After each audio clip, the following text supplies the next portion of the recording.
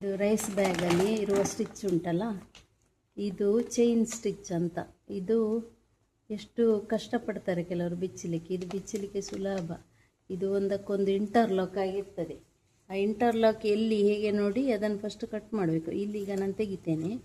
ತೆಗೆದ ಮೇಲೆ ಈ ರೀತಿ ನೋಡಿ, ಒಳಗಿಂದ ಸ್ಟಿಚ್ ಹೀಗೆ ಬಂದಿರ್ತದೆ ಒಂದು ಹುಕ್ಕಾಗಿ. ಅದರೊಳಗೆ ಈ ಮೇಲಿನ ಸ್ಟಿಚ್ ಇರ್ತದೆ, ಅದರಿಂದ ಡಬಲ್ ಸ್ಟಿಚ್ ಇಲ್ಲಿ ಇರ್ತಲ್ಲ, ಅಲ್ಲಿ ಬಿಚ್ಚಿದೆ ಈಸಿ. ಇದು ಸಿಂಗಲ್ ಸ್ಟಿಚ್ ಇದೆ. ಇದು ಈ ಸ್ಟಿಚ್ಚು ಈಚೆಯಿಂದ ಇದರೊಳಗೆ ಬಂದು ಹೀಗೆ ಹುಕ್ಕಾಗಿ ಆಗಿದೆ ನೋಡಿ. ಇಲ್ಲಿ ಇದೆಲ್ಲ ಹುಕ್ ಯಾವುದಂತ ನೋಡಬೇಕು. ಆಚೆಯಿಂದ ಬಂದ ಹುಕ್ ಅದನ್ನು ಕಟ್ ಮಾಡಬೇಕು. ಇದು ನೋಡು, ಇಲ್ಲಿ ಬಂದಿದೆ ಅಲ್ಲ, ಇದು ಹುಕ್. ಇದನ್ನು ಕಟ್ ಮಾಡ್ತೇನೆ ನಾನು ಫಸ್ಟು. ನೋಡಿ, ಹುಕ್ಕನ್ನು ಕಟ್ ಮಾಡ್ತೇನೆ.